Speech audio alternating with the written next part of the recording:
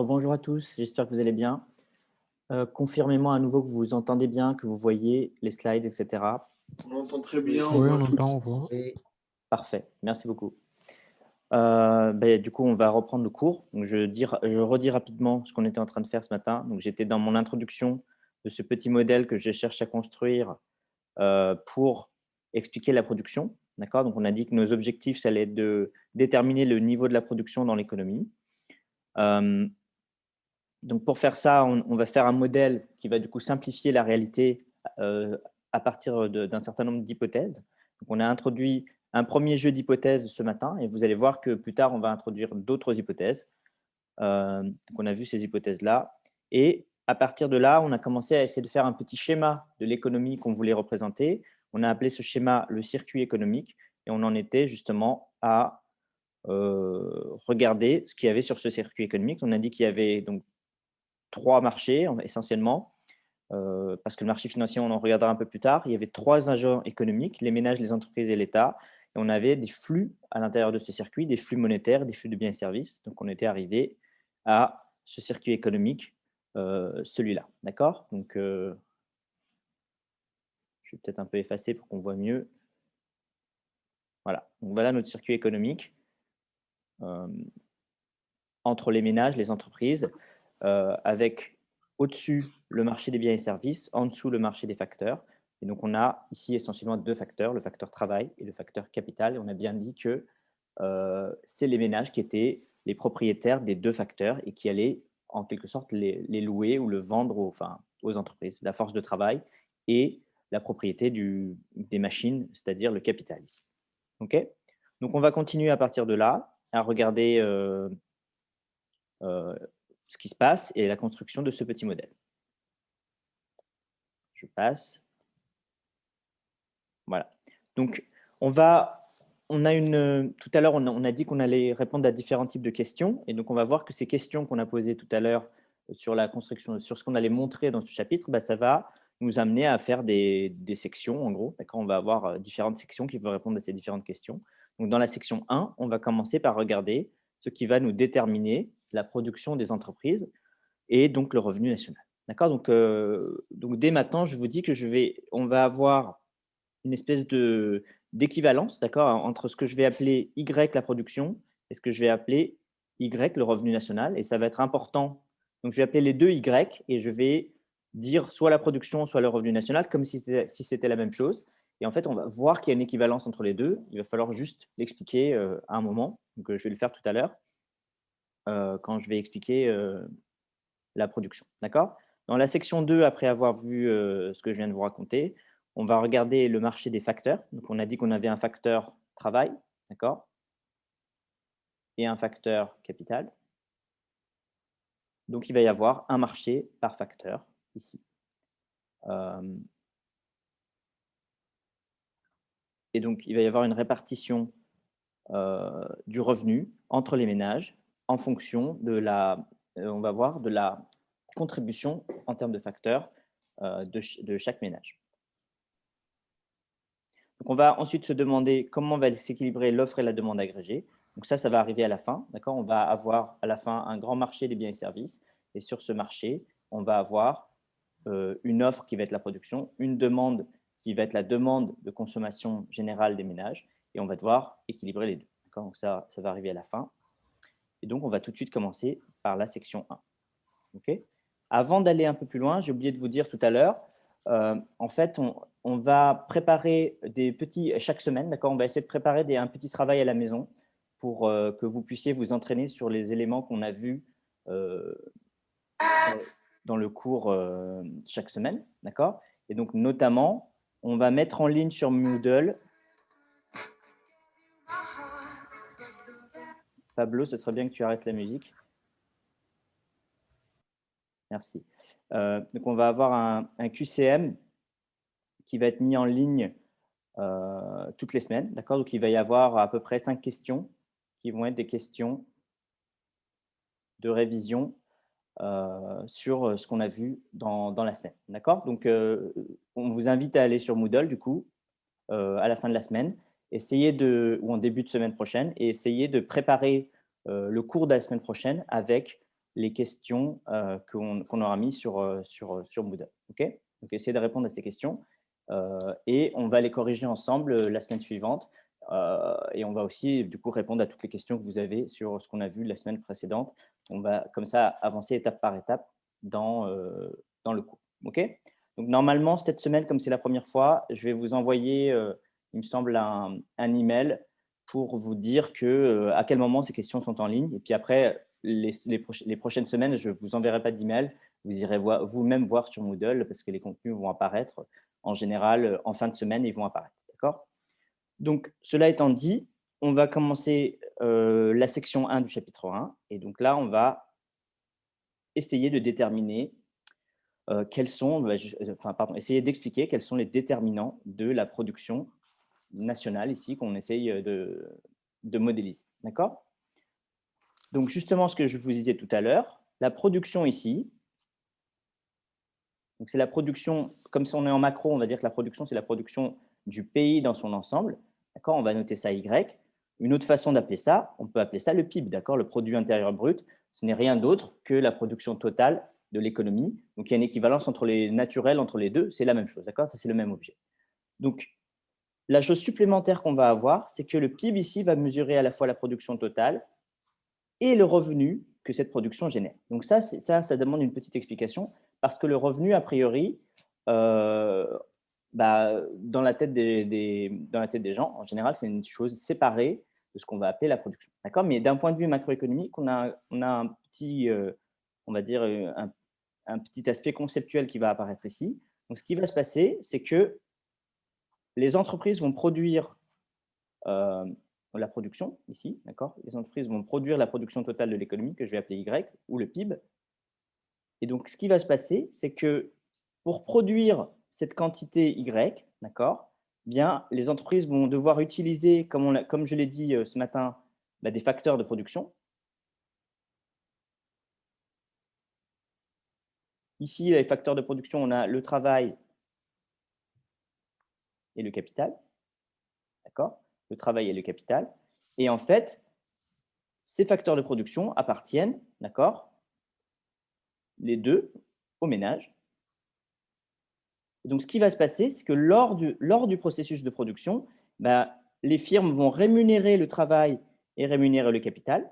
D'accord? Donc, elles vont directement, en quelque sorte, rémunérer les ménages pour leur contribution à la production. Et donc, ce qu'on va montrer plus tard, c'est que, en fait, toute la richesse qui va être produite ici, d'accord? Toute la richesse qui va être produite ici, va être redonnée, la valeur de cette production va être redonnée dans leur intégralité. Et donc, on va même le prouver tout à l'heure ou la semaine prochaine, va être redonnée dans leur intégralité sous la forme de rémunération du travail et du capital. D'accord? Et donc, quand on fait la somme des deux, d'accord, on récupère la même richesse que la production, d'accord, sous forme de revenus. Donc, pourquoi est-ce qu'on appelle ça un revenu? Parce que quand les firmes payent les travailleurs, ça s'appelle des salaires, donc c'est un revenu du point de vue des ménages. Et quand les firmes payent l'allocation du capital, en fait, ils vont payer toujours les ménages, d'accord, sous la forme d'une espèce de loyer ou de revenu du capital, si on va dire, si on peut dire, d'accord. Et donc, ça va aussi être un revenu pour les ménages. Donc, si on fait la somme de tous ces revenus, ça va être le revenu total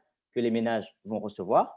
Et comme en fait, on redistribue exactement la même quantité que la richesse qu'on a produite, on se retrouve avec la même quantité de revenus. D'accord? D'un point de vue macro, disons comptabilité nationale, la totalité de la richesse produite va être comptablement, on va dire, égale à la totalité, normalement, des richesses, des revenus perçus par les ménages de l'autre côté, par un espèce de concept comme ça de comptabilité nationale. Okay? Donc, c'est pour ça qu'à chaque fois, je suis en train de vous dire que le PIB va mesurer à la fois la production totale de l'économie et le revenu que cette production va générer.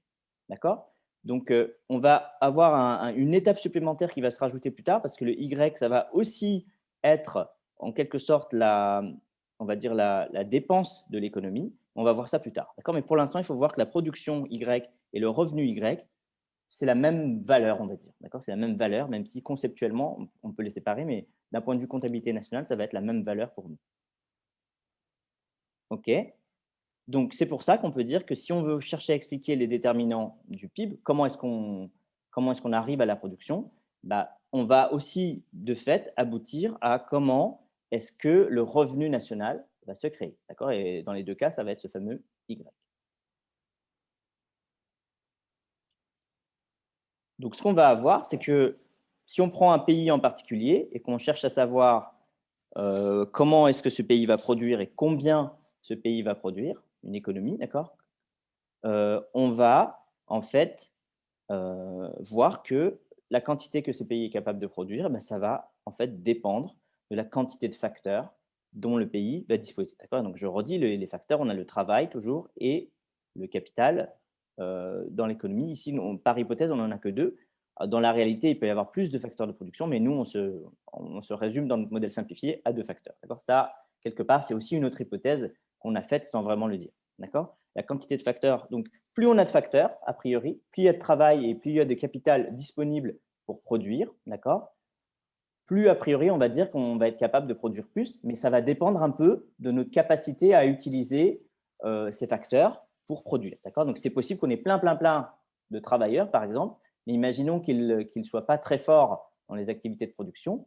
Dans ce cas-là, on n'arrivera pas à avoir une aussi grande production que dans un autre pays où il y aura peut-être moins de travailleurs, mais ils seront, on va dire, plus habiles à produire. Donc, ça, c'est une notion qui va être importante. Et cette notion, c'est cette histoire de la capacité à transformer ces facteurs de production en production. D'accord? Et donc, ça va être justement l'objet de quelque chose qui va s'appeler la fonction de production. D'accord? Et donc, la fonction de production, on va l'appeler F. On va dire que dans la fonction de production, on va combiner du capital. Donc maintenant, à partir de maintenant, on va noter le capital avec un K. D'accord? Je le mets là. Capital, c'est noté K. Et dans la fonction de production, on va aussi mettre du travail. Et à partir de maintenant, le travail, je vais le noter L. D'accord? Pourquoi est-ce que je le note L? Ça vient de l'anglais pour labor. Et pourquoi le capital, je le note K? Je ne sais pas, c'est une convention. On a toujours appelé ça K. D'accord? Donc le K et le L. Monsieur, j'ai une question. Oui, allez-y. Sur le cours, le PDF qu'on a, nous, sur Moodle, Oui. je me rends compte qu'il y a des trous qu'on est censé remplir ou pas? Oui, c'est à vous c'est fait exprès qu'il y a des trous, d'accord? C'est pour que vous puissiez suivre et rajouter les informations que je donne. Donc si je vais trop vite, vous me dites et puis on peut s'arrêter Ouais, et c'est assez embêtant comment on est censé remplir le PDF, là. c'est ce que je vous disais, alors je ne sais plus si c'est à vous que je vous l'ai dit, mais en fait, il suffit de prendre un lecteur de PDF, sur lequel vous pouvez écrire, d'accord? Par exemple, là, sur le mien, je peux rajouter si j'ai un trou ici, je peux rajouter du texte et je mets ce que je veux, d'accord? Je vais mettre, je sais pas, K égale, capital. Voilà, et puis je l'ai rajouté et du coup, il sera là, d'accord? Donc c'est comme ça qu'il faut faire sur votre ordinateur. Normalement, quasiment tous les lecteurs de PDF, y compris Adobe, ça vous permettent d'écrire, de rajouter du texte par-dessus, heu, par-dessus par-dessus les trous que moi j'ai ajoutés. OK? Normalement, il y a pas de problème, tous les ans, Et c'est donc, comme ça et vous y arrivez. Oui? et donc, on doit avoir le cours en même temps sur l'ordi et en même temps le changer sur un PDF à côté. Bah, je dirais oui. Quel est le Bah, problème? on va le faire, mais ça me paraît pas très pratique par rapport aux autres matières où on a directement le cours qu'on peut travailler tout de suite. Je trouve que c'est une perte de temps, mais Sinon, D'accord, Paul, tu peux imprimer ton cours. C'est plus simple.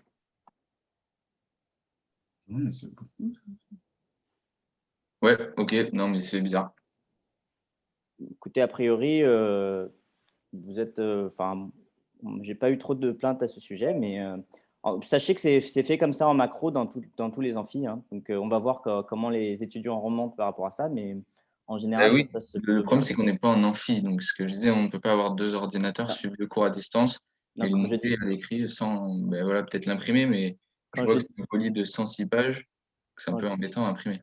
quand je dis les amphis, je veux dire on va dire je veux dire que le cours, il est partagé en 4 et donc toutes les personnes qui sont sur Zoom à faire ce cours, ils ont exactement le même principe. Donc normalement, vous êtes censé être capable de mettre un bout de l'écran, à droite et l'autre bout de l'écran sur la gauche et d'écrire dessus. Normalement, on y arrive sur un ordinateur. Je le Et fais le tout le temps, PDF, on peut l'ouvrir avec Word aussi par exemple. Donc et ça, compléter directement. Par contre, moi, monsieur, j'avais pas vu non plus qu'il fallait compléter et du coup, j'ai pas complété jusqu'à maintenant. Du coup, est-ce que vous pourriez mettre juste ce qu'on a fait. Bah, de toute façon, je pense que le cours de cette semaine, la vidéo du cours de cette semaine va être en ligne. D'accord? Ça ne sera pas le cas toutes les semaines, mais cette semaine, exceptionnellement, elle sera en ligne parce que c'est le début. Donc, vous pouvez déjà regarder ça. D'accord, merci. OK. Vous allez mettre en ligne cette séance? Oui. Merci. OK. Donc, je continue, d'accord? Donc, la production de biens et services d'une économie va dépendre de la quantité de facteurs dont elle dispose, comme j'ai expliqué.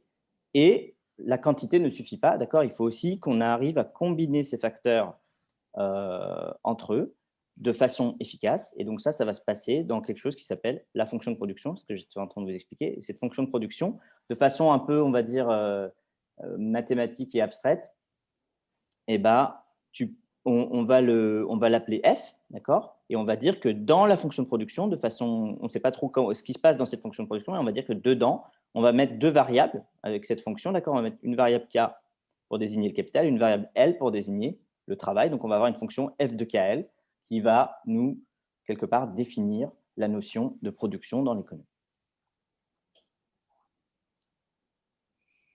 OK.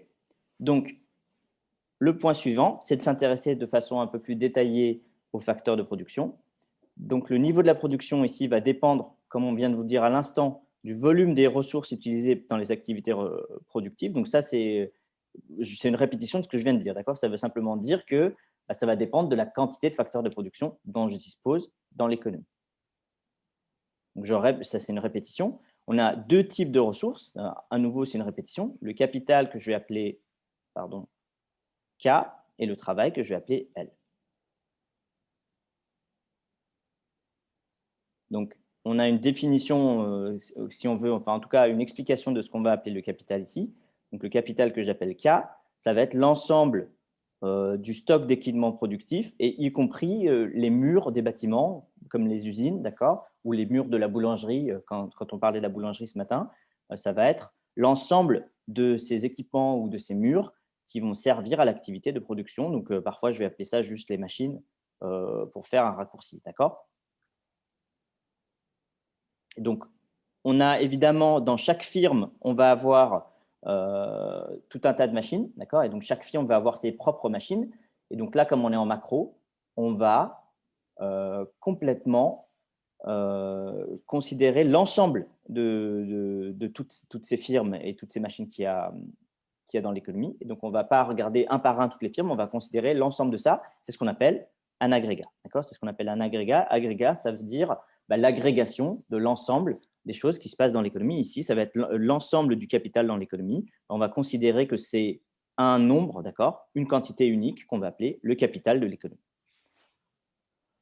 Ensuite, le travail. Donc, pour le travail, ça va être un principe similaire, sauf qu'au lieu de compter des personnes, donc on pourrait dire les personnes, les ménages dans l'économie, ça représente, en fait, pour chaque personne représente une quantité de travail. Donc, on ne va pas faire exactement ça, on va faire quelque chose de proche. On va regarder combien d'heures une personne en état de travailler est susceptible de nous donner, d'accord? Combien d'heures? Donc, on va considérer, par exemple, dans une journée, il y a 24 heures. Donc, en principe, ce qu'on va faire, c'est on va avoir une séparation du type 8 plus 8 plus 8, d'accord? Qu'est-ce que c'est que ces 8? On va dire que pendant 8 heures, la personne va dormir, pendant 8 heures, la personne va travailler, et pendant 8 heures, la personne va avoir des activités, par exemple, de loisirs. On va faire autre chose que du travail ou dormir, d'accord? Et donc, ces 8 heures de travail par personne dans la journée, ça va correspondre à l'offre de travail d'une personne dans une journée, d'accord? Et donc, on va faire la somme de toutes les journées qu'elles peuvent offrir, d'accord? Donc, on va regarder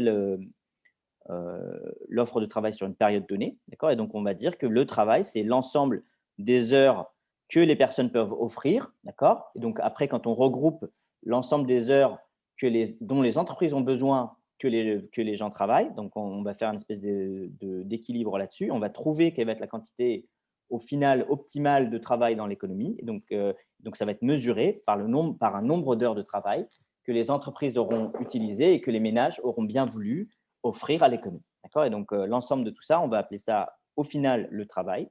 Donc, ça va être l'ensemble des heures travaillées par les personnes dans l'économie. Et à nouveau, Ça aussi, on ne va pas regarder ce qui se passe au niveau de chaque firme ou de chaque individu qui va offrir et demander du travail. On va regarder un agrégat par simplification. On va se placer d'un point de vue macroéconomique. On va supposer que le travail, c'est un ensemble qu'on va appeler L, d'accord? Et ça va être la quantité de travail totale utilisée dans l'économie. OK? Excusez-moi. Oui. Est-ce que ça veut dire que on prend comme hypothèse que tout le monde a le même rendement par heure de travail? Alors ici, c'est ce qui va se passer. D'accord? Alors c'est une hypothèse, donc c'est une hypothèse aussi implicite, mais on va supposer que, en gros, à vrai dire, vous allez voir ce qu'on va faire. On ne va pas regarder, ce que je vous disais tout à l'heure d'ailleurs, c'est qu'on ne va pas regarder les gens individu par individu. OK? On va regarder le stock total des gens. D'accord? Donc on va regarder le stock de travail total. Donc on va avoir une espèce de moyenne de toutes les personnes qu'il y a dans l'économie qui vont en fait produire sans faire attention à quelle est la productivité de chacun. D'accord? Et donc si on regarde ce stock total dans un petit peu plus de détails, d'accord, on essaie de séparer par les individus. Parfois, on le fait, d'accord? Donc là, on va avoir une hypothèse, d'accord? On va avoir une hypothèse simplificatrice qui est l'hypothèse de l'agent représentatif. OK? Donc, on va dire qu'en fait, il y a une très grande quantité d'individus dans l'économie qui sont en fait tous les mêmes, d'accord? Ils sont tous les mêmes, donc ils vont avoir tous la même productivité, le même comportement, les mêmes décisions au même moment, d'accord? Face aux mêmes problématiques économiques, OK? Et donc, ils vont tous réagir de la même façon, d'accord? Donc, du coup, on va dire qu'il suffit de prendre un individu en particulier, puisque tout le monde fait la même chose. On prend un individu en particulier et en fait, son comportement, l'analyse de son comportement va nous permettre de comprendre ce qui se passe au niveau agrégé. D'accord? Donc, vous le voyez comme vous voulez. Soit vous pensez qu'on se place directement au niveau macro et puis on fait comme si on avait une espèce de personnage virtuel qui est automatiquement agrégé. D'accord? Soit vous pensez qu'on a plein d'individus, mais qu'on en prend un qui est représentatif des autres. Mais les deux reviennent au même. D'accord? Donc, souvent, on parle d'agent représentatif dans ce cas-là, et c'est ce qu'on va faire ici. D'accord? Donc, c'est une hypothèse simplificatrice, évidemment. Donc, ça a des conséquences, mais en première année, on ne va pas directement voir ces conséquences-là. Et en fait, se passer de cette hypothèse, ça rendrait le modèle, pour le coup, beaucoup, beaucoup plus compliqué. Donc là, il faut attendre que vous soyez quasiment en M2 ou même en thèse plus tard pour enlever cette hypothèse-là. D'accord? Donc, pour l'instant, on en reste là. Mais on sait que c'est une hypothèse et que il y a des limites et des problèmes qui sont reliés à ça. D'accord, merci. Je vous en prie. Monsieur, Oui. est-ce que vous pouvez donner une définition plus simple du mot agrégat? Agrégat, ben, c'est simplement, alors comment je peux vous dire ça? Une agrégat, c'est un peu la somme, d'accord? En fait, c'est simplement la somme par exemple, dans le cas du capital, c'est la somme de toutes les machines, d'accord, à l'intérieur de toutes les firmes de l'économie. Oui, et pour le travail, l'agrégat, ça veut simplement dire que ça va être la somme de toutes les heures travaillées à l'intérieur de l'économie. C'est simplement ça, d'accord? Un agrégat, c'est qu'on va juste, au lieu de regarder chaque individu un par un, on va prendre tout le monde et on va faire la somme, par exemple, de tous ces individus et on va regarder seulement un seul chiffre au lieu de regarder tous les chiffres individuels. Donc, c'est une agrégation. Ça vous va? Oui, merci.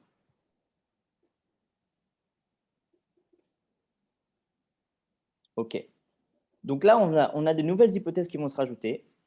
Et en fait, ces nouvelles hypothèses, elles vont être très, très importantes pour comprendre comment va fonctionner ce modèle. D'accord? On va avoir, c'est des hypothèses qu'on va faire sur les facteurs de production, sur le marché des facteurs de production. Donc, on va dire, l'hypothèse principale qu'on va avoir, c'est que l'offre de facteurs est fixe. Donc, ça, on va devoir l'expliquer. D'accord? Donc, je vais l'expliquer sur une autre page. Donc, on va dire que, je vais prendre l'exemple du marché du travail. Et on va faire une représentation du marché du travail. OK? Avec, ici, on va mettre les quantités. Donc ça, c'est une représentation standard d'un marché. On va mettre en abscisse les quantités et en ordonnée, on va mettre le prix. Donc ici, le prix, je vais appeler ça le salaire. D'accord? En vrai, je dois l'appeler le salaire réel. Donc mettons-le dès maintenant. Je l'appelle le salaire. Donc les quantités, ça va être évidemment l'offre et la demande de travail. Donc, si vous êtes dans un marché standard, d'accord, si vous avez dû apprendre ça quelque part, je pense, peut-être en microéconomie, on sait normalement qu'une offre, on va le tracer avec une pente comme ça croissante. D'accord. Pourquoi est-ce qu'on fait ça? Parce qu'en fait, l'offre, ça va être les gens qui cherchent un peu à vendre cet objet qu'on est en train d'étudier sur le marché. Donc là, par exemple, on regarde le marché du travail. Donc, qu'est-ce qui va offrir le travail? Les gens qui veulent, en gros, mettre en vente leur force de travail, c'est les ménages. D'accord. Donc, les ménages vont offrir leur travail. Vous pouvez penser à, j'en sais rien, à un autre marché, le marché de la Nintendo Switch. Qui vend de la Nintendo Switch, ça va être Nintendo. D'accord. Donc, vous allez avoir une offre de Nintendo Switch qui va être croissante comme ça. Pourquoi est-ce que c'est croissant? Parce qu'en gros, ce qu'on est en train de dire par le fait que c'est croissant, simplement que plus le prix ici est élevé, d'accord, plus le prix ici est élevé, et plus les gens qui veulent offrir leur travail ou leur Nintendo Switch vont proposer une quantité élevée. Et plus le prix est faible, comme par exemple ici, plus la quantité proposée par les gens qui produisent ou qui veulent vendre ce travail ou cette Nintendo Switch va être faible. D'accord. Donc, l'offre est comme ça, normalement croissante, parce que justement, les gens, ça s'appelle, d'accord, les producteurs ou les gens en général on va dire qu'ils sont élastiques au prix. Ok, élastique comme un élastique, on va dire que c'est élastique parce qu'ils vont réagir au prix. D'accord. Ici, on voit bien qu'ils réagissent au prix. Qu'est-ce que je vous dis? D'accord. Si le prix est élevé, l'offre va être plus importante. C'est normal. D'accord. Vous, en tant que personne qui veut offrir son travail, si on vous dit, moi, en tant que, si je suis le recruteur d'une firme et je vous dis, je vous propose de travailler pour 5 € par heure, d'accord, vous allez réfléchir, vous allez dire 5 € par heure, c'est pas terrible, d'accord. Peut-être que je préfère rester à la maison à rien faire ou alors je préfère essayer de trouver 5 € par terre dans la rue, d'accord, ça me fera gagner du temps, mais ce n'est pas super bien payé. Donc, vous allez dire, OK, pour 5 € par heure, peut-être que je ne suis pas prêt à beaucoup travailler. D'accord. Vous allez dire, peut-être je vais travailler une demi-heure par journée. D'accord. Maintenant, si je vous dis en tant que recruteur dans une firme que je vous propose 10 000 € par heure, 10 000 € par heure, vous allez réfléchir, vous allez dire, c'est énorme. D'accord. Personne n'est payé comme ça dans l'économie. Donc là, vous seriez prêt à travailler quasiment tout le temps qui vous est disponible, sauf le temps de dormir. Donc, vous allez dire, peut-être je vais essayer de travailler 18 heures par jour à ce prix-là. D'accord. Donc, vous voyez bien que plus le prix est élevé, plus vous êtes d'accord pour offrir du travail. Okay. Donc, vous êtes élastique au prix normalement de ce point de vue-là. Donc, je reviens là-dessus dans 2 minutes, mais d'abord, je vais parler de la demande. Okay. Donc, la demande, elle, typiquement,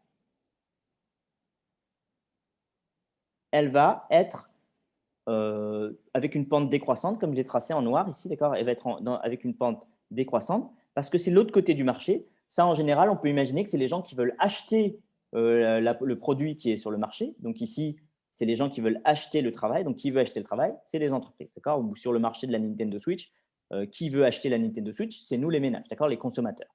Donc là, en général, la pente ici, elle est décroissante. Pourquoi? Parce qu'on est toujours élastique au prix, mais dans l'autre sens, d'accord. Donc là, par contre, quand le prix il est élevé, quand le prix il est très élevé, on n'a pas envie de payer un prix très élevé, un truc qu'on veut acheter, d'accord. Si le prix de la Nintendo Switch c'est 3 000 €, on n'a pas envie de l'acheter, ou il y a très peu de gens qui ont envie de l'acheter à ce prix-là, donc il y aura une demande ici qui va être faible. Et pareil, si le prix il est très faible, là, la demande elle va être élevée, d'accord. Et donc c'est pareil pour le travail. Quand les entreprises on leur dit le salaire est très faible, ils vont dire très bien, ça me coûte pas cher de recruter des gens, donc je vais beaucoup recruter. Si le salaire est élevé, ça me coûte cher de recruter des gens, je ne vais pas beaucoup recruter.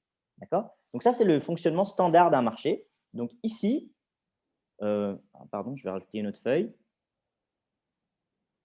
Sur mes marchés de facteurs, donc par exemple mon marché du travail, je le refais, d'accord.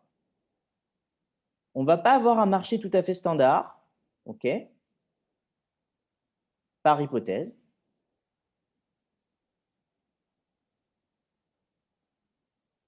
On ne va pas avoir un marché tout à fait standard. Il va être standard du côté de la demande. Donc, je vais avoir une demande comme j'ai fait tout à l'heure. Okay, elle va être décroissante du prix. Okay, je l'ai tracé exactement de la même façon. Vous voyez, c'est décroissant. Donc, la demande va être comme je l'ai expliqué. Donc, la demande va être standard.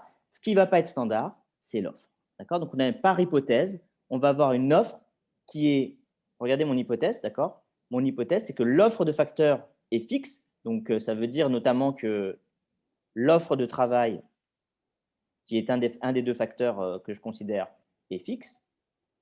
D'accord? Et qu'est-ce que ça veut dire que c'est fixe? Ça veut dire que j'ai toujours la même quantité, quel que soit le prix. Donc, ça, vous pouvez le noter quelque part. Qu'est-ce que ça veut dire que l'offre de travail est fixe? Ça signifie que la quantité de travail offerte dans l'économie, elle va être constante, quel que soit le prix proposé par l'économie, d'accord? Par le marché.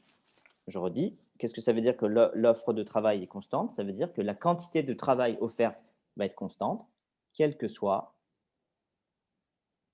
le prix offert, ici le salaire réel offert sur le marché du travail. Et donc là, on voit que si je suis dans une situation où l'offre est fixe, je vais être obligé de tracer mon offre avec une verticale. Donc normalement, c'est une droite bien verticale, d'accord, pour dire que en fait, ma quantité est constante, d'accord. Pourquoi? On voit bien que ici, si le salaire est très élevé, quelle quantité est-ce que je vais offrir? Celle-là, d'accord, que je vais appeler L étoile. Donc, si mon salaire est élevé, je vais offrir cette quantité-là. Si mon salaire est faible, je vais offrir toujours la même quantité. Donc, d'accord? Donc là, je suis ce qu'on appelle inélastique au prix. Je suis inélastique au prix, c'est une hypothèse, d'accord? Donc, quand l'offre de travail est constante, je suis inélastique au prix. Une autre façon de le voir, c'est de dire que si on vous propose, moi, en tant que firme, je vous propose de travailler pour 5 € par heure, vous allez me dire, OK, je suis prêt à travailler 8 heures. Et si je vous dis, je vous propose 10 000 € par heure, et vous allez me dire, OK, pour moi, c'est pareil, je travaille toujours 8 heures par jour. Donc, vous êtes complètement inélastique au prix, vous ne réagissez pas au prix. Donc là, vous voyez dans mon exemple de 5 € par heure ou 10 000 € par heure que c'est une hypothèse quand même assez forte, d'accord? Parce que normalement, les gens, ils ne vont pas du tout dire qu'ils sont d'accord pour travailler la même quantité d'heures si on leur propose 5 € par heure pour travailler ou 10 000 € par heure. Donc, ils ne vont pas réagir de cette façon-là. D'accord? Donc, ici, c'est une hypothèse qu'on va faire. Et cette hypothèse a des conséquences. D'accord? Cette hypothèse a des conséquences. Pardon, il faut que je rajoute une feuille.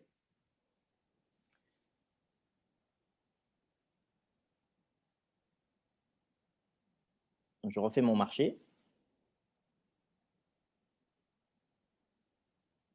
Je vais revenir juste sur ce marché-là. D'accord? Donc, je reviens à mon marché standard. Sur un marché standard, je vais avoir une offre qui va être croissante et une demande qui va être décroissante. Comment est-ce qu'on détermine l'équilibre du marché? Vous savez très bien que l'équilibre du marché se trouve au croisement entre l'offre et la demande. D'accord? On a toujours dit ça. L'équilibre du marché est au croisement entre l'offre et la demande. Donc, si je veux trouver l'équilibre de ce marché, je vais simplement regarder le point de croisement ici entre l'offre et la demande. D'accord? Qui va être ce point-là. Donc, en ce point-là, je vais trouver la quantité optimale qui va être la quantité de travail optimale et je vais trouver le salaire optimal que je vais l'appeler, disons que je vais l'appeler W, d'accord? Le W, qu'est-ce qu'il a fait là? Pardon. Je vais avoir un W optimal qui va être le salaire optimal de cette économie, d'accord? Donc, vous voyez bien que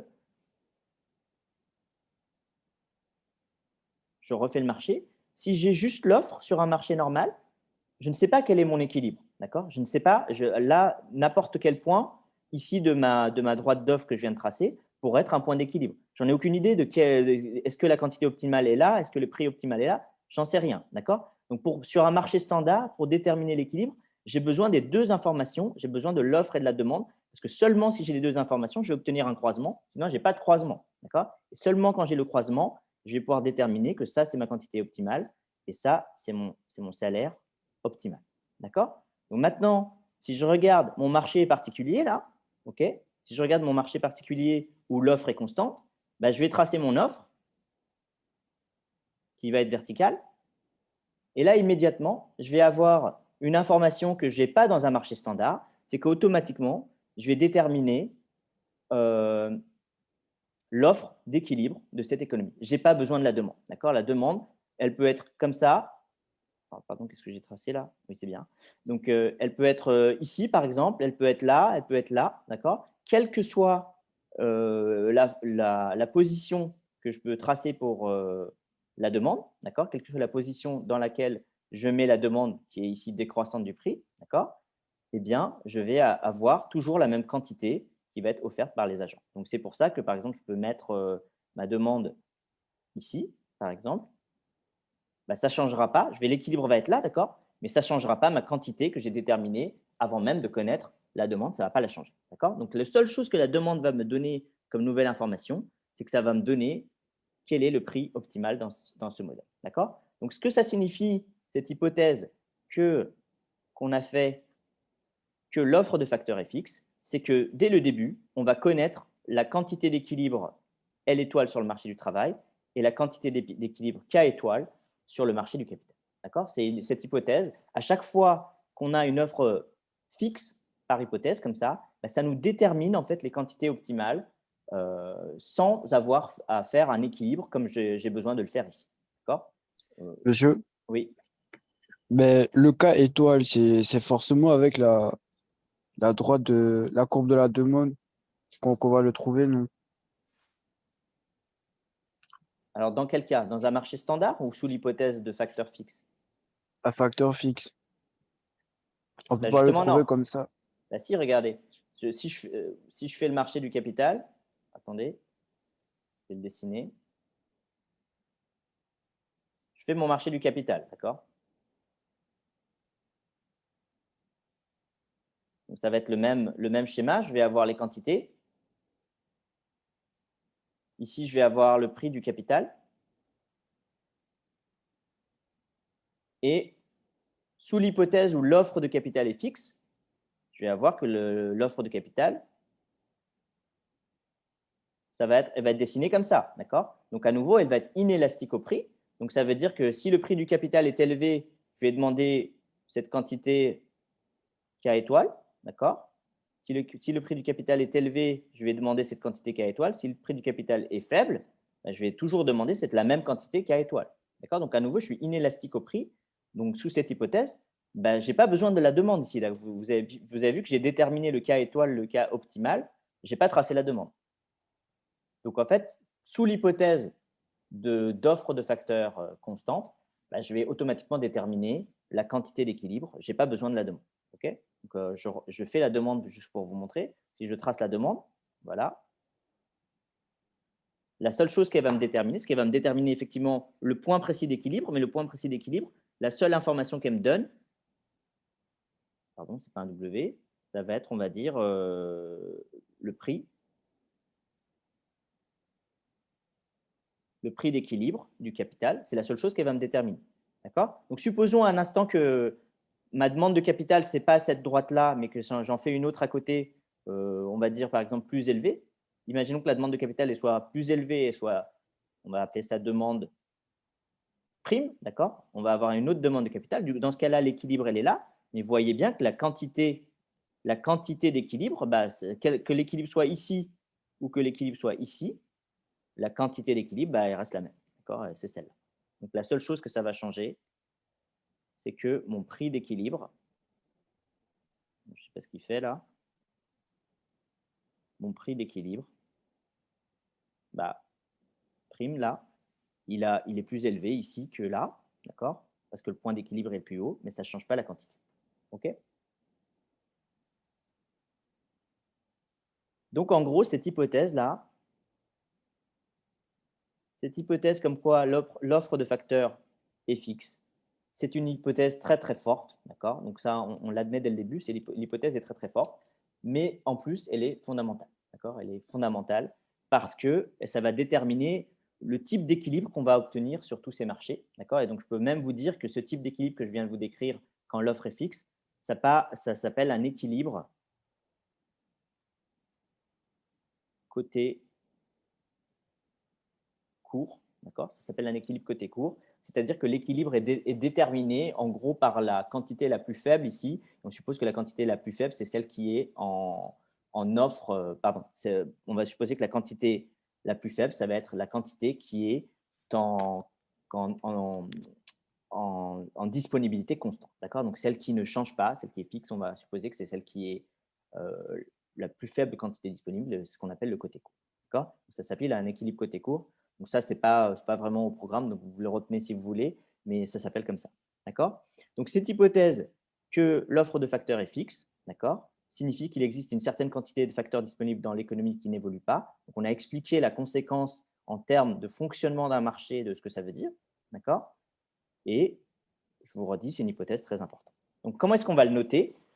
En général, une offre, on va le noter avec un S, d'accord? Donc, on va le mettre, donc, par exemple, si on veut l'offre de capital, on va dire que c'est le capital. Et on va mettre un petit S comme ça, la puissance.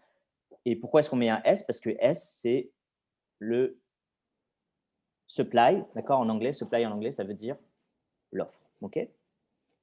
Donc, on va noter l'offre de capital KS, l'offre de travail LS, et on va dire que KS est égal à K bar. Pourquoi est-ce qu'on dit que c'est égal à K bar? Le K bar, quand on met des barres comme ça veut dire que c'est constant, ça ne bouge pas. Donc, cette notation, ça veut simplement dire, que l'offre de capital est constante. Et du coup, cette notation-là, pareil, ça veut dire que l'offre de travail est constante. OK? C'est clair pour tout le monde, ce point-là? Parce que c'est hyper important. Donc, dites-moi s'il y a encore des questions. Oui. Oui. Non, monsieur, vous pouvez réexpliquer cette partie, s'il vous plaît? Alors, quelle partie? Parce que c'est long, là, ce que je viens de vous dire. Pour les K-bar pour les et K-bar. L-bar. Ouais. OK. Les K-bar et les L-bar, c'est juste une notation, d'accord? C'est juste une notation, c'est-à-dire ce que je cherche à exprimer, c'est le fait que l'offre de facteurs est fixe, d'accord? Donc, si par exemple, je veux expliquer que l'offre de capital est fixe, donc si je veux dire que l'offre de capital est fixe, d'accord? Je vais adopter une notation, je vais dire K, c'est la quantité de capital. Si je mets une barre au-dessus, donc ça, c'est moi qui vous le dis, d'accord? C'est une notation qu'on va adopter ensemble. Quand je mets une barre sur n'importe quoi, ça veut dire que cet objet, d'accord, ici le capital, va être en quantité fixe, d'accord? C'est-à-dire que sa quantité ne va pas changer dans le temps. Donc, par exemple, aujourd'hui, on va avoir 3 machines. Demain, on va aussi avoir 3 machines. Après-demain, aussi 3 machines. Et sur toutes les périodes que je vais considérer dans mon modèle, on va toujours avoir 3 machines. D'accord? Ça veut dire que cette quantité est constante. C'est ça que ça veut dire que le fait que je mette cette barre sur le K. OK?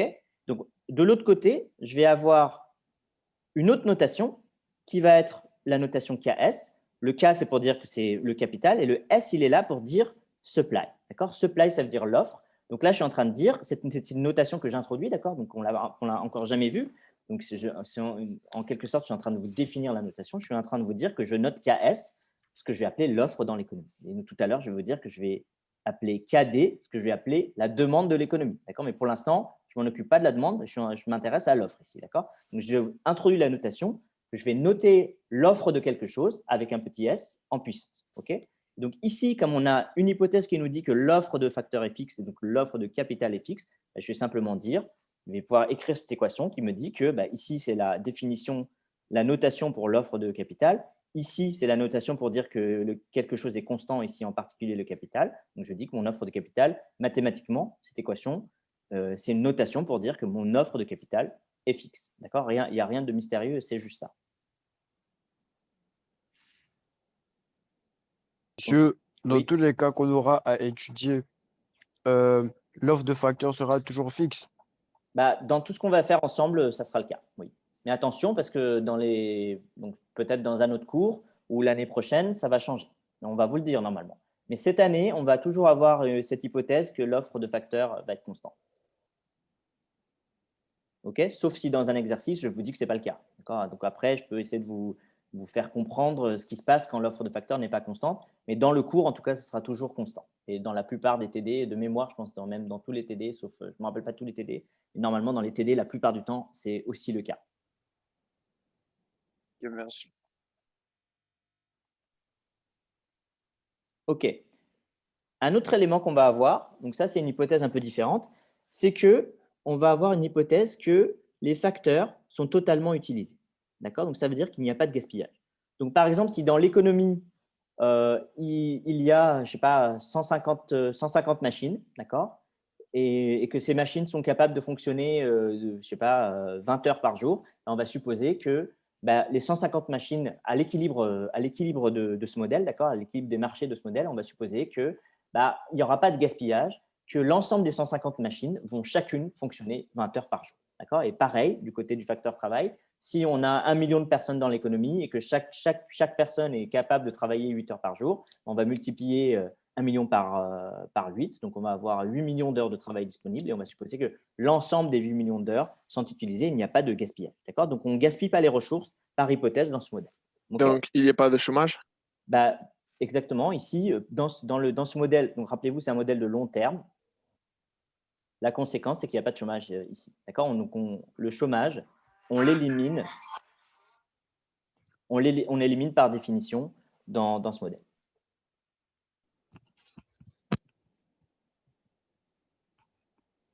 OK? Étant donné qu'on a un peu expliqué ce à quoi on s'attend avec les facteurs, d'accord, ce qu'ils représentent, quelles sont les hypothèses dessus, on peut parler mieux de la fonction de production. D'accord? Donc, la fonction de production, on va la définir comme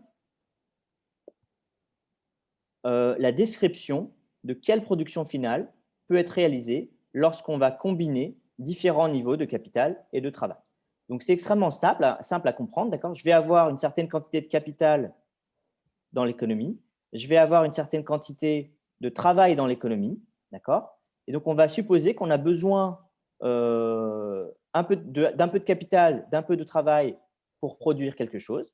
Donc, on va dire qu'on va les combiner d'une certaine façon. Donc, on va les mettre ensemble. Je n'explique pas exactement comment pour l'instant. Je vais expliquer juste après. Mais pour l'instant, on va supposer que c'est abstrait. On sait qu'on va prendre une firme. On va mettre les murs de la firme. D'accord? Dedans, on va mettre des gens. Dedans, on va mettre des machines. D'accord? Et ils vont se combiner d'une certaine façon pour me produire. Donc, comment est-ce que ça se combine? C'est le F, ce qui est à l'intérieur de la fonction de production qui va me le dire. D'accord? Et ça va me produire une certaine quantité de Y. D'accord? Si je reprends un autre exemple, on va dire que dans les murs de la boulangerie, on va mettre des boulangers. Dans les murs de la boulangerie, on va mettre des machines qui vont être des pétrins, des fours, etc. Et ils vont s'organiser à l'intérieur entre le capital et le travail, les machines et les gens et les boulangers, d'accord, pour produire une certaine quantité de pain. D'accord? Et cette quantité de pain que j'aurai produit, je vais le mesurer avec ce Y. C'est ça que ça veut dire. OK?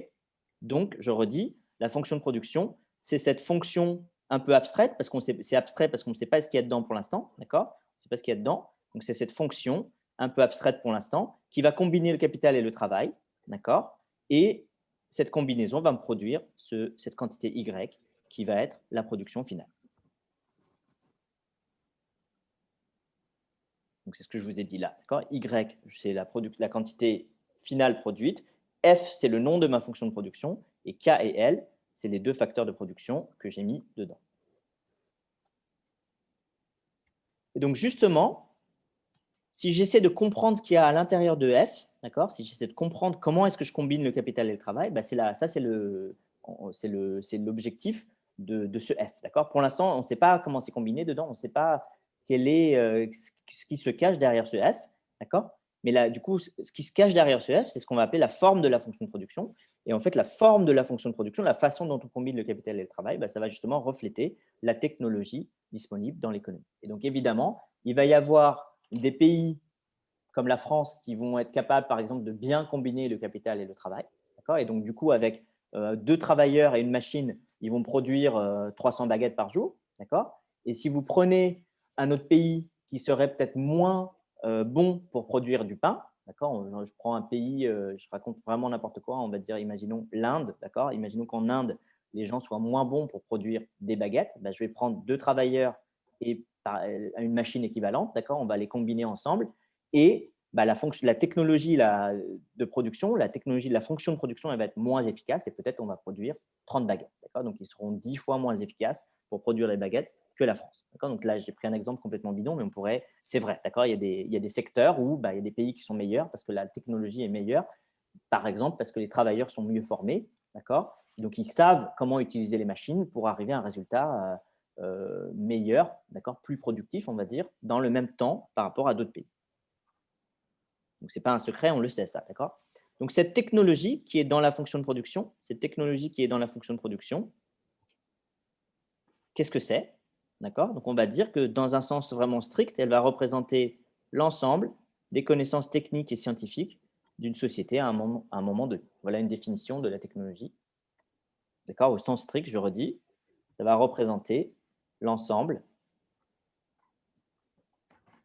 des connaissances techniques et scientifiques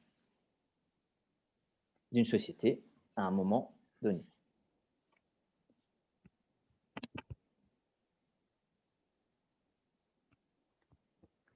Okay, donc, l'ensemble de ces connaissances, par exemple, les connaissances qu'on va avoir, ça va être, par exemple, mon travailleur, d'accord? Mon travailleur, il va aller à l'école, il va aller à l'université, il va se former et peut-être que quand il va sortir de sa formation, il aura appris à manipuler un four à pain mieux que si vous alliez à l'université dans un autre pays ou si vous n'alliez pas à l'université. Donc, cette personne formée, si elle est formée avec les meilleures connaissances en termes de manipulation du four à pain, elle va être capable immédiatement de vous fabriquer plus de pain qu'une personne qui n'aura pas fait cette formation ou d'une personne d'un autre pays qui n'a pas accès à ces connaissances-là. D'accord? Donc, la technologie, ça va être à la fois les connaissances que les gens ils ont en allant à l'école, etc., mais ça va être aussi la capacité à produire des machines productives.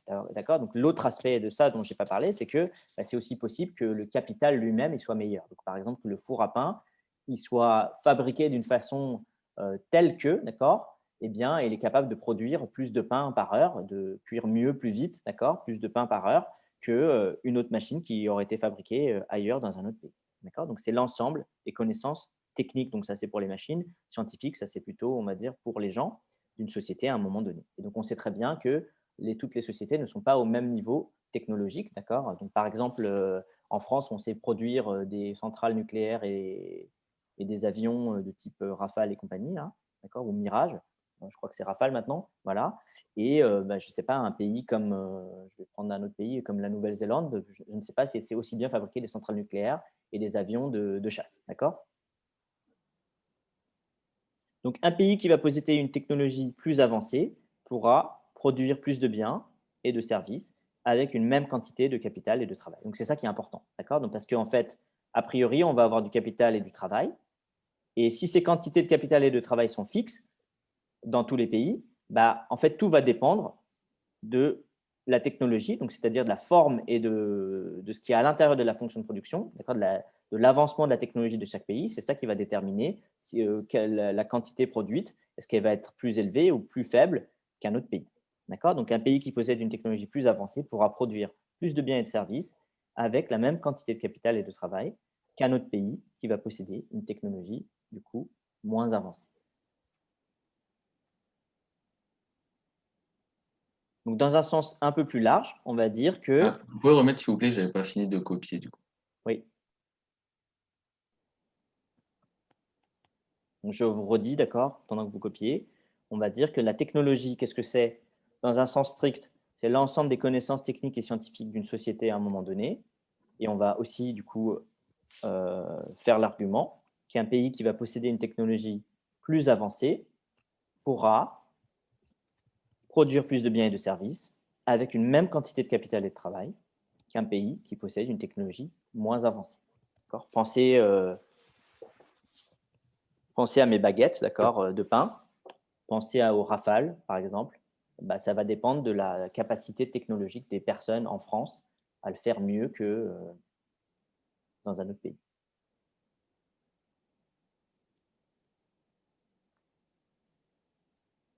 Donc, dans un sens plus large, on va pouvoir dire que la technologie, ça va être aussi des questions d'organisation dans les entreprises et de fonctionnement du marché. Donc ça, on ne va pas rentrer dans le détail de ces aspects-là, mais si on veut être vraiment explicite sur la technologie, on doit quand même l'expliquer. Donc, par exemple, comment une entreprise est managée et organisée, ça va faire aussi partie de la technologie. Donc, c'est possible que vous ayez des gens très, très bons dans l'entreprise avec des très bonnes machines. C'est un faux, ça! C'est un faux, ça! Super. Excusez-moi, coupez le micro, s'il vous plaît, parce qu'on vous entend.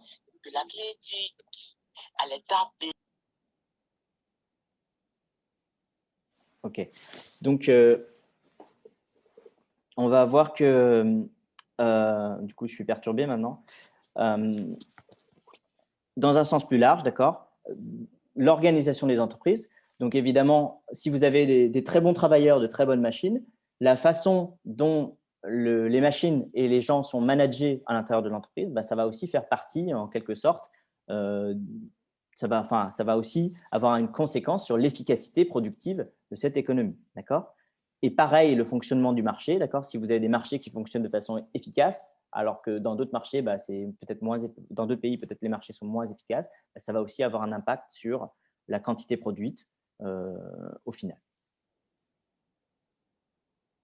Donc, toujours dans un sens plus général, qu'est-ce que la technologie, d'accord? Donc, l'ensemble des connaissances et des talents acquis par les travailleurs au travers de l'éducation, de l'apprentissage, de l'expérience.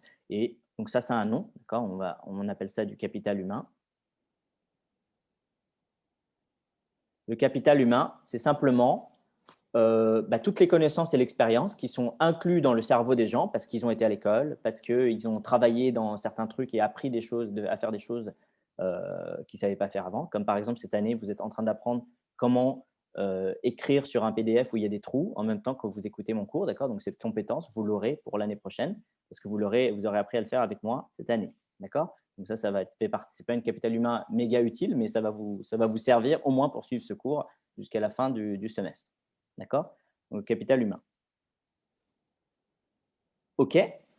Et donc maintenant, pour l'instant, je suis toujours resté abstrait. D'accord? Je vous ai dit, ma fonction de production, c'est F. À l'intérieur, je vais avoir du capital et du travail. Je ne sais pas exactement comment je les combine. D'accord? Je ne sais pas. C'est abstrait, c'est conceptuel.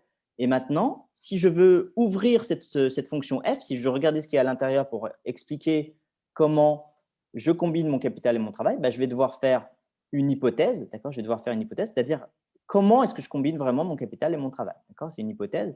Et cette hypothèse, en fait, ça s'appelle, ça vous le retenez si vous voulez, d'accord? Ça s'appelle donner une forme fonctionnelle.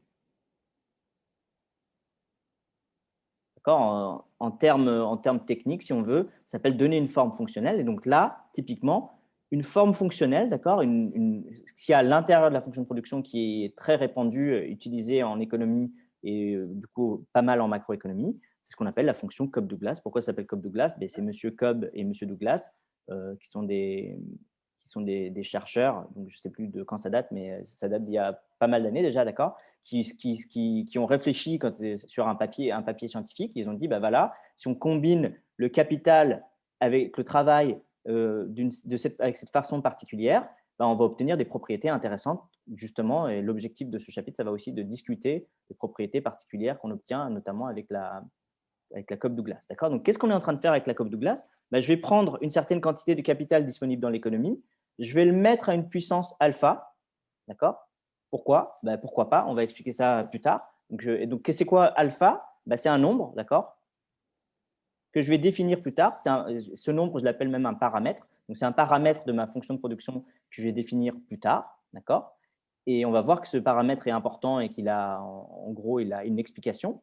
D'accord? Et ce K à la puissance alpha, je vais le multiplier par une quantité de travail qui m'est disponible dans l'économie et je vais le mettre à une puissance bêta. Pourquoi une puissance bêta?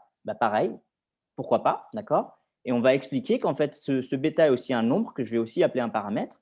Et donc, ce bêta va aussi avoir une conséquence et une explication qu'on va voir plus tard. D'accord? Mais pour l'instant, vous allez juste retenir que K, c'est la quantité de capital dans l'économie qu'on va utiliser dans la production. L, c'est la quantité de travail dans l'économie qu'on va utiliser dans la production. Je les multiplie l'un par l'autre, mais avant de les multiplier l'un par l'autre, je les mets à cette puissance alpha et à cette puissance bêta.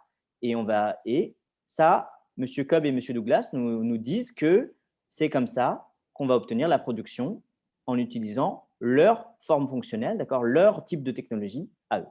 D'accord?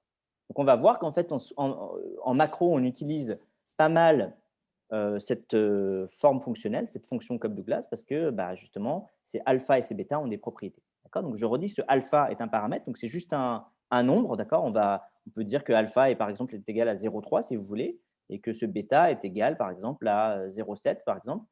Donc, je vais donner des nombres. Je vais leur donner des nombres plus tard quand on en a besoin. OK? Monsieur, Oui. Alpha et bêta, c'est toujours des fractions. Ça peut pas être des entiers. Parce que c'est toujours sous forme de fractions. C'est toujours des nombres décimaux. Ça dépend un peu de ce que vous faites. D'accord? On va voir des propriétés de ce alpha et ce bêta et vous allez voir que en fait, c'est pas obligé ce que vous dites. D'accord? Vous le voyez sous la forme de fraction parce qu'on va respecter une condition particulière tout à l'heure, que je vais expliquer tout à l'heure, ou la semaine prochaine, je ne sais pas, ça dépend. Mais ce n'est pas obligatoire. D'accord? Pour l'instant, on va dire que alpha et bêta, c'est des paramètres, d'accord, de façon générale. On peut dire qu'elles sont positifs. D'accord? On va juste dire qu'ils sont tous les deux positifs, mais je vais dire rien de plus pour l'instant. OK? Ok, ok. Et la clé.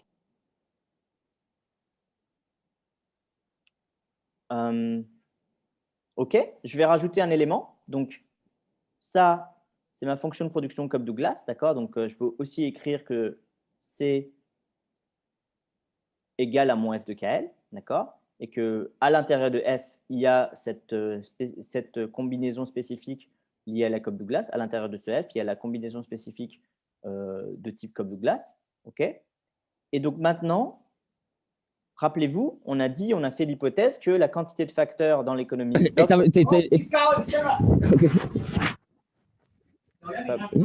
Pablo, il faut éteindre le micro.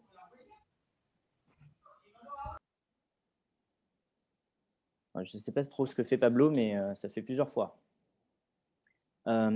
Donc, je ne sais plus ce que je disais. Donc, oui, donc je suis en train de vous dire qu'à l'intérieur de ce F, d'accord, on va avoir la combinaison spécifique Cobb Douglas, cette façon spécifique de faire. D'accord, et on a dit aussi que, a priori, parce que l'offre de facteurs était fixe, d'accord, la quantité de capital offerte est fixe, la quantité de travail offerte est fixe, on a dit que ça nous déterminait la quantité d'équilibre de l'économie. Quand je vous ai fait les marchés tout à l'heure, j'ai fait les dessins et je vous ai montré que les quantités d'équilibre étaient fixes. D'accord, et donc, ça veut dire que quelque part, ici, c'est comme si vous pouvez écrire que la quantité d'équilibre utilisée dans la production, dans ma fonction de production, est constante. D'accord, et donc, je peux même mettre des barres si on veut pour dire que ça ne bouge pas. Donc, ça veut dire qu'en fait, dans cette économie, d'accord, comme ma quantité de capital et ma quantité de travail est tout le temps constant, d'accord, quand la quantité de capital et de travail est tout le temps constant, eh bien, je vais avoir le fait que ma production, elle va aussi être tout le temps constante. D'accord, elle va être tout le temps constante, modulo ce que je vais mettre pour ce alpha et ce bêta. D'accord, mais si mon alpha et mon bêta c'est toujours la même chose, à toutes les périodes, je vais produire la même chose, je vais avoir un y bar. D'accord, mais si on a envie, étant donné une quantité de capital et une quantité de travail constant dans l'économie, si on a envie que la production elle augmente un petit peu, d'accord, je vais devoir introduire une nouvelle notion qu'on appelle le progrès technique. D'accord, donc, qu'est-ce que c'est que le progrès technique? En français, c'est le fait que la technologie évolue. D'accord, c'est le fait que la technologie évolue.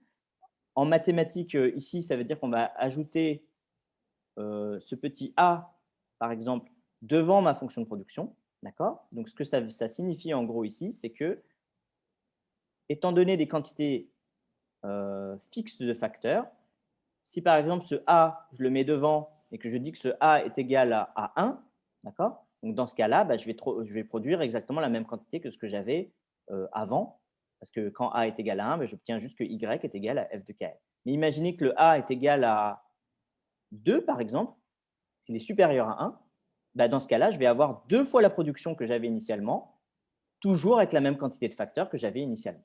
D'accord, donc on voit que le chiffre ou le nombre que je mets derrière ce A, d'accord, s'il est égal à 1, ça ne change rien, mais si je mets quelque chose de supérieur à 1 derrière ce A, on voit que ma production, elle va être multipliée par le facteur que j'ai mis dedans. D'accord, et donc ça, c'est notre représentation mathématique du progrès technique, parce que ce que ça veut dire, en gros, en traduction en français derrière, ça veut simplement dire que, avec exactement les mêmes gens et les mêmes machines qu'on avait avant, d'accord, on va avoir une meilleure façon de les combiner ensemble, en quelque sorte, d'accord, et du coup, ça va faire qu'on va pouvoir produire plus dans l'économie, et donc ce Y va augmenter si ce A, par exemple, est supérieur à 1. D'accord, donc c'est ce qu'on va appeler le progrès technique. Monsieur? Oui. Donc concrètement, le A, ça représente le progrès technique. Oui, le A représente le progrès technique ici. Et donc, pour être tout à fait clair, ici, le A, c'est un progrès technique, on va dire, qui améliore à la fois le capital et le travail. D'accord, il améliore à la fois le capital et le travail. Pourquoi je dis ça? Parce qu'en fait, il est placé devant ici, d'accord? Et donc, il va multiplier ce qui va être produit avec ma fonction f, étant donné ma quantité de capital et de travail. D'accord? Donc, on va dire que ce A va améliorer. Attendez, je refais un peu ma phrase là. Ce A va améliorer à la fois le capital et le travail. Donc, c'est un progrès technique qui concerne les deux facteurs à la fois. OK? Monsieur, s'il vous plaît, Oui. je pense pas que. Attendez. Le progrès technique, je pense pas qu'il doit être calculé sur les années de base, seulement sur les années à venir, parce que la fonction F fait déjà que ça fait en sorte de, de produire avec ces capacités qu'on a et capital. Je suis désolé, je vous entends très, très, très mal. Donc, j'entends un mot sur deux. Je n'ai pas compris votre argument. Ça sert à quoi de rajouter le progrès technique si c'est déjà dans la fonction F? Alors, ce n'est pas dans la fonction f là. Hein, parce que ma fonction f, dedans, il y a par exemple ça. Mais là, je l'ai mis devant. D'accord? Ce que je souhaite faire, c'est dire j'ai toujours la même quantité de travail, j'ai toujours la même quantité de capital. D'accord? Si ces quantités de travail et de capital sont constants tous les ans, d'accord, bah, je vais toujours avoir la même quantité de production. OK? Donc ça, on est d'accord avec ça, c'est mon point de départ. Mais imaginons que j'ai envie de faire que, étant donné ces quantités constantes de facteurs, bah, j'ai envie d'obtenir un peu plus de production. Bah, en fait, c'est possible de l'expliquer en introduisant la notion de progrès technique. Ça veut simplement dire que d'une année sur l'autre, je vais être capable de mieux combiner mon capital et mon travail. Et donc, ça va améliorer, on va dire, le résultat de la combinaison de mon capital et mon travail pour produire une quantité plus forte. Ok, sur plusieurs années du coup. Bah, oui, sur plusieurs années, si vous voulez, d'accord? On va partir d'un point de départ et au fur et à mesure, bah, on va produire un petit peu plus grâce à ce A. Ok, merci. Monsieur A, c'est une constante. Oui, bah, c'est une constante, oui. Donc, quand je dis au fur et à mesure, c'est mal exprimé. Si vous voulez, à partir du moment où je rajoute ce A, donc si ce A reste… Donc, ça dépend. Ce A, on peut supposer qu'il est égal à 2 et que c'est constant, d'accord? Mais ça dépend de ce que vous faites avec le modèle. Dans certains modèles, ce A, il va changer tous les ans. D'accord? Il va y avoir un changement tous les ans. Le A, il va passer de… Parfois, il va être égal à 2, parfois, il va être égal à 3, etc. D'accord? Donc, ça dépend des modèles. Nous, dans notre modèle, on ne va pas tellement considérer ce A, d'accord? Mais on va supposer qu'il est constant. Du coup, bah, évidemment, dans ce cas-là, tous les ans, le progrès technique, bah, il va nous donner un supplément de production qui va être le même tous les ans. D'accord? Mais ça va être toujours plus que ce que vous aviez produit initialement. OK? Donc, à nouveau, je redis, ce type de progrès technique spécifique dont je suis en train de parler, je vous ai dit, il va concerner à la fois le facteur capital et le facteur travail. Donc, on pourrait avoir un autre type de progrès technique. Donc, c'est pour ça que je vous dis ça. Pour avoir un autre type de progrès technique, donc, dans ce cas-là, je mettrai le A à l'intérieur de la fonction de production au niveau du L. D'accord? Donc, dans ce cas-là, on va dire que c'est un progrès technique qui améliore, dans ce cas-là, uniquement le facteur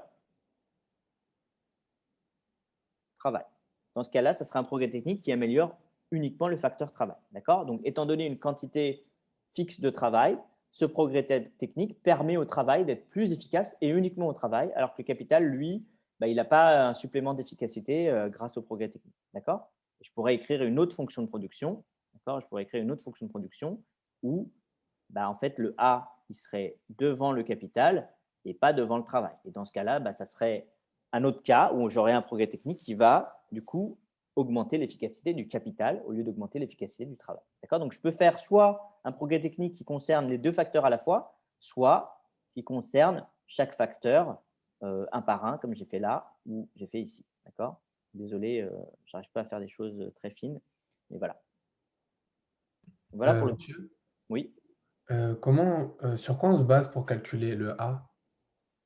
Alors, le calcul du A, c'est un petit peu compliqué, d'accord? Donc, il y a différentes méthodes économétriques pour le calculer. Donc, souvent, on va le calculer. Donc là, ce n'est pas du tout au programme, mais puisque vous me posez la question, qu'en fait, ce A, on va souvent le calculer comme un résidu, d'accord? Donc, ce qu'on va faire, c'est qu'on va calculer le Y d'un côté. On sait calculer la production de l'économie. De l'autre côté, on sait calculer quelle est la production étant donné les facteurs, d'accord? Et en fait, s'il y a un écart entre les deux, d'accord, on va appeler ça un résidu. On va considérer que c'est ce qu'on appelle ce A. D'accord? Donc souvent, par exemple, c'est comme ça qu'on a par exemple mesuré l'efficacité apportée par l'arrivée des ordinateurs. D'accord? Donc avant, on vivait dans enfin vous ne connaissez pas trop, mais avant, on vivait dans un monde où personne n'avait d'ordinateur. Puis d'un coup, les ordinateurs sont arrivés dans l'économie. Tout le monde a commencé au bureau à avoir des ordinateurs. Donc, par exemple, si vous aviez besoin de regarder un PDF, par exemple, un article scientifique, disons, à l'époque, quand vous avez besoin de regarder un article scientifique, il fallait aller à la bibliothèque, aller voir la bibliothèque, lui dire bah, j'ai besoin de telle revue de telle année, et puis elle allait chercher, il y avait toutes les revues dans l'arrière-boutique, elle allait chercher toutes les revues, et vous ramenez l'article, et vous l'imprimez, d'accord, et vous repartiez au bureau avec, et donc là, vous aviez l'article. Donc là, pour chaque article que vous deviez lire, vous deviez refaire ça, d'accord. Donc évidemment, quand l'ordinateur est arrivé, tous les articles ont été mis en ligne de façon numérique. Donc évidemment, là, oui, il vous suffisait de taper dans un moteur de recherche tel article et vous l'aviez immédiatement. Donc là, vous voyez, le fait de ne pas descendre à la bibliothèque, demander la bibliothèque, etc., etc. Donc à chaque fois, ça vous fait gagner, je ne sais pas, peut-être une demi-heure, d'accord. Donc cette demi-heure que vous avez gagnée à chaque fois, bah, vous l'avez récupérée sous la forme de, je ne sais pas quelle activité vous faisiez, la recherche par exemple. Donc vous êtes meilleur dans votre activité. Donc en quelque sorte, ce résidu A a mesuré en fait cette amélioration de la productivité liée à l'arrivée des ordinateurs et d'Internet, etc.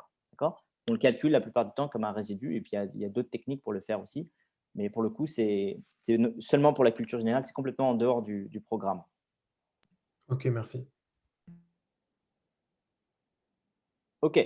Donc, on arrive au prochain point un prochain point qui va être lié à tout ce qu'on a raconté sur la fonction de production, d'accord, qui s'appelle la notion de rendement d'échelle.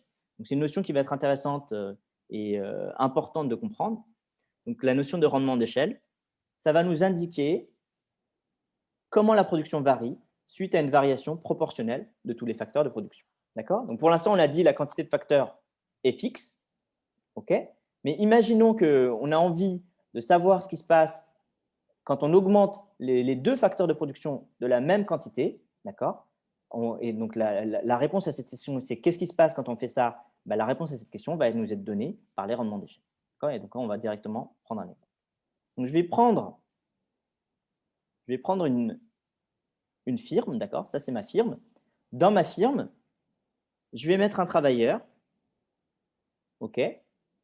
Je vais mettre une machine. OK. Et je vais vous dire, mon travailleur et ma machine, ils se combinent. C'est ma technologie. J'ai une technologie, une fonction de production là-dedans. Ils vont interagir entre les deux. Et à la fin de la journée, ils vont produire une quantité Y de choses. D'accord. Donc, par exemple, ça peut être un boulanger avec un four. Et on va dire qu'ils vont travailler ensemble pendant toute la journée. Ils vont me produire, je ne sais pas, 10 baguettes à la fin de la journée. Okay. Supposons que ce soit mon cas. Donc, ça, c'est ma situation initiale. Et la question que va poser le concept de rendement d'échelle, c'est exactement la chose suivante. C'est que, imaginons que je construise une autre firme juste à côté avec le même type de mur. Je mets dans ma nouvelle entreprise un travailleur à peu près équivalent à celui que j'avais dans l'entreprise d'à côté. D'accord. Je mets une machine à peu près équivalente. D'accord. Et ensuite, bah, j'enlève le mur et je dis, bon, maintenant, ces deux trucs que j'avais côte à côte, là, ça devient une seule et même entreprise. Donc, j'ai avec deux individus et deux machines, deux individus qui sont à peu près similaires, deux machines qui sont à peu près similaires.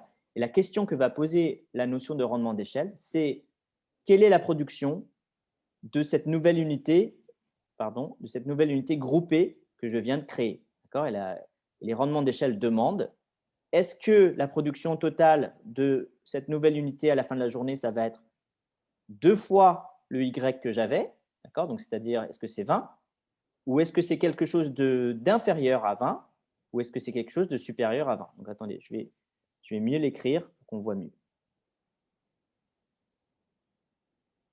Donc, initialement, vous vous rappelez, pardon, je vais le faire en bleu. Initialement, j'avais une production Y est égale à 10. Maintenant, nouvellement, dans ma nouvelle unité, est-ce que en combinant de la façon dont je l'ai fait, est-ce que je vais avoir 2 fois y, donc c'est-à-dire 20, ou est-ce que je vais avoir une quantité inférieure à 20, ou est-ce que je vais avoir une quantité supérieure à 20? D'accord? Et c'est à cette question que va répondre les rendements d'échelle. Donc, vous allez me demander pourquoi, est-ce que, pour quelle raison est-ce que la production pourrait être inférieure à 20? D'accord? Peut-être vous avez l'impression que normalement, ça devrait toujours être égal à 2 fois ce qu'on avait au départ, c'est-à-dire 20, tout le temps 20. D'accord? Si on est dans cette configuration où c'est exactement 2 fois ce qu'on avait au départ, on va dire que les rendements d'échelle sont constants. D'accord? On va dire que les rendements d'échelle sont constants si on a toujours exactement, on multiplie notre entreprise de départ par 2, on a 2 fois les rendements d'échelle. Si on l'avait multiplié par 3, on aurait eu 3 fois la production initiale. Si on l'avait multiplié par 4, on aurait eu 4 fois la production initiale. Si on a toujours cette propriété-là, on va dire que les rendements d'échelle sont constants. Mais du coup, pourquoi est-ce qu'on pourrait avoir une production inférieure à ici 2 fois ce qu'on avait initialement, et pourquoi est-ce qu'on pourrait avoir une production supérieure à 2 fois ce qu'on avait initialement? D'accord? Par exemple, on peut regarder le cas de quand c'est 2 fois inférieur. C'est possible qu'au départ, quand j'avais le mur là, j'avais une personne seule avec la machine. D'accord? Donc la personne, comme c'est un humain et que la machine, c'est une machine, c'est peu probable qu'ils discutent ensemble. D'accord? C'est peu probable qu'ils se racontent des ragots à côté de la machine à café. Par contre, quand j'enlève le mur ici, alors je l'ai très mal fait, je le refais. Quand j'enlève le mur ici, maintenant, j'ai 2 machines qui probablement ne vont pas parler ensemble, d'accord? Mais par contre, j'ai aussi 2 humains qui sont susceptibles de communiquer ensemble. Donc, ils vont aller à la machine à café, ils vont peut-être faire plus de pauses café, ils vont discuter de la série qu'ils ont regardée sur Netflix la veille, d'accord? Et donc, ça va être pris sur le temps de travail qui va faire que si cette personne, elle travaillait au départ 10 heures par jour, une fois que cette personne-là est arrivée, la somme du temps de travail des 2 personnes, ça ne va peut-être pas être 20 heures enfin 10 heures par jour, c'est beaucoup. Disons 8 heures. Donc, peut-être que si cette personne travaillait 8 heures par jour au départ, quand cette personne arrive, peut-être qu'ils ne vont pas travailler la somme des 2, 16 heures par jour. Ils vont peut-être travailler, je ne sais pas, 12 heures par jour parce qu'ils vont discuter, ou alors peut-être qu'ils vont aussi s'embrouiller, d'accord? Ils vont s'engueuler, ils ne vont pas être d'accord sur comment faire ceci, cela. Donc, c'est possible que, du coup, une fois que cette personne arrive dans l'entreprise, l'organisation productive à l'intérieur de la nouvelle entité, ça soit moins efficace que ce qu'on avait initialement et qu'on produise moins. Si on est dans cette situation-là, on va dire que les rendements d'échelle sont décroissants. Okay, les rendements d'échelle sont décroissants. Okay, alors, pourquoi est-ce que la production peut être supérieure? Ça aussi, c'est une bonne explication à ça. Donc, par exemple, ce qu'on pourrait dire, c'est que quand chacun était dans son coin au début, là, quand chacun était dans son coin, peut-être que pour produire, je ne sais pas ce qu'ils sont en train de produire, imaginons qu'ils sont en train de produire du dentifrice. Donc, il y a une activité où on doit mettre le tube dans la machine pour le remplir, et puis après, il y a une autre activité où il faut fermer le tube avec un bouchon. D'accord? Donc, quand chacun était dans sa boîte, là, quand lui, il était tout seul dans sa firme, il devait faire les 2 activités. D'accord? Il doit remplir tout seul le tube et ensuite, il doit s'arrêter et mettre le bouchon sur le tube. D'accord? Donc, maintenant, si cette personne arrive dans l'entreprise, d'accord, peut-être qu'ils peuvent décider de mieux s'organiser en termes de travail. Peut-être que, je ne sais pas, cette personne-là, elle va tout le temps remplir tous les tubes. D'accord? Donc, ils font une espèce de travail à la chaîne. Et lui, il remplit toujours tous les tubes, alors que lui, il va décider de fermer tous les bouchons. D'accord? Ils se répartissent le travail. Donc, ce qui fait que lui, il peut remplir plus de tubes à la chaîne, alors que lui, il peut fermer plus de bouchons à la chaîne. Et au final, peut-être que ils vont, alors qu'avant, ils arrivaient à produire que 10 chacun de leur côté, au final, ils vont réussir à produire peut-être 60 quand ils travaillent ensemble parce qu'ils ont mis en chaîne leurs compétences et ça marche mieux. D'accord? Voilà, donc il y a plein de cas où ça arrive, ça. Okay? Parce qu'ils ont, en s'organisant mieux, c'est un peu le principe du taylorisme, du fordisme, etc. D'accord? On sépare les tâches et on alloue les gens différemment à ces tâches-là. Donc là, je vais vous donner un exemple bidon, mais c'est possible d'arriver à faire ça. Donc, les 2 cas sont possibles. D'accord? Donc, si on arrive à faire ce que je viens de dire, produire plus que ce qu'on avait au départ, on va dire qu'on a des rendements d'échelle croissants. Donc, on a 3 cas de rendement d'échelle. Des rendements d'échelle constants, des rendements d'échelle décroissants et des rendements d'échelle croissants. Okay, donc, j'en reste là parce que c'est l'heure. Et donc, la semaine prochaine, vous allez avoir ces fameux QCM à regarder. Vous allez voir sur Moodle. Et il faudra essayer d'y répondre. Et la semaine prochaine, on va prendre du temps pour essayer de répondre à ces questions. Okay, donc, je reste encore un peu si vous avez d'autres questions à me poser. Et sinon, je vous libère. Merci beaucoup, au revoir. Merci, au revoir. Merci, moi j'avais une Au question. revoir. Merci, au revoir. Au revoir. Monsieur, vous pouvez mettre la page présidée, s'il vous plaît. Au revoir. Au revoir. Au revoir. Au revoir. Merci. Au revoir. Au revoir. Oui. Je vous, Merci, écoute pour au les revoir. questions. Je vous écoute pour les questions. Au revoir. Sur Moodle, ce Au revoir. slide sur Moodle, c'est je dois aller d'abord dans macroéconomie, puis je vais trouver, parce qu'en fait, je n'ai pas trouvé. Macroéconomie Et- 2. Vous allez sur macroéconomie 2 et vous allez trouver. D'accord, ok. Parce que je n'avais pas trouvé, je vais revoir du coup. Voilà. Au revoir. Au revoir. Merci, au revoir, Je monsieur. vous en prie. Au revoir, monsieur. Merci. Au revoir. Au revoir. Au revoir. Monsieur, pour les rendements d'échelle, il faut toujours comparer à 2 fois la quantité initiale? Non, pas forcément. D'accord. Les rendements d'échelle, ça va être, on va avoir X fois la quantité initiale. Et ce X, ça peut être égal à 2, comme j'ai donné dans mon exemple, mais ça peut être 3, ça peut être 4, ça peut être plein, ça peut être ce qu'on veut. D'accord. Donc, la semaine prochaine, quand on le fera jusqu'à la fin, je vous le redirai.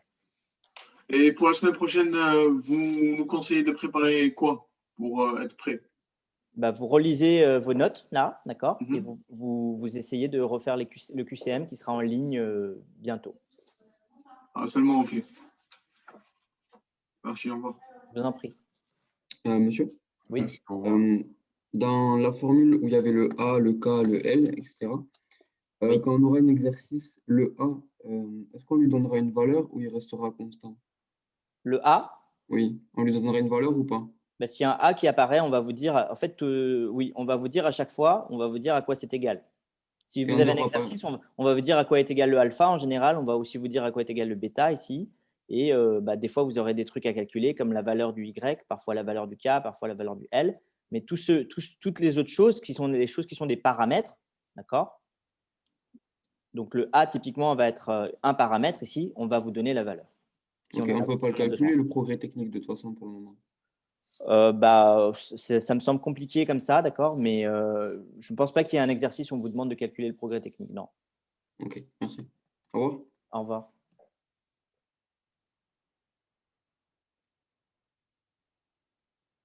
Ok, je vous libère s'il n'y a pas d'autres questions. Merci, au revoir. Monsieur? Oui. Juste, j'avais une question donc, à propos des facteurs K et L. Oui. Du coup, dans un exercice, si jamais on nous demanderait, on n'a pas encore eu de TD, du coup, c'est un peu vaseux comme question.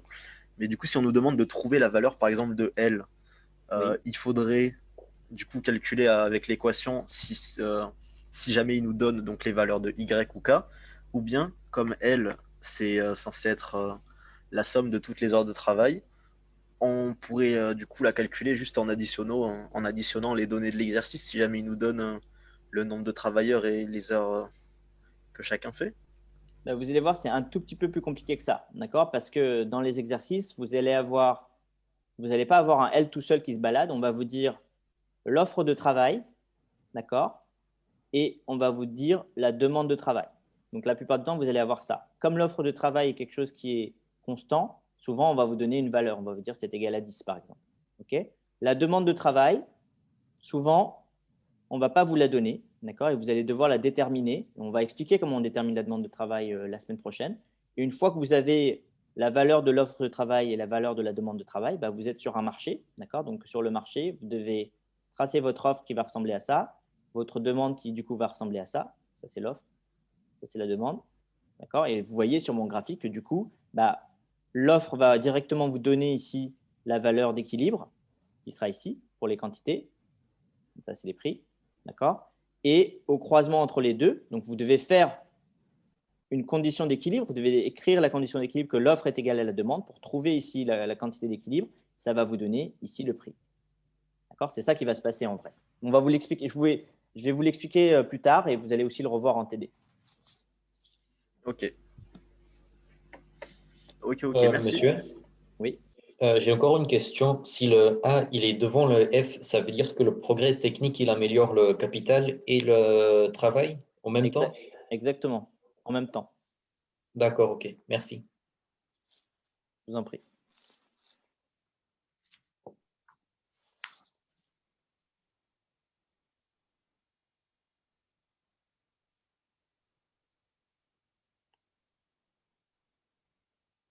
Ok, du coup, j'arrête la session.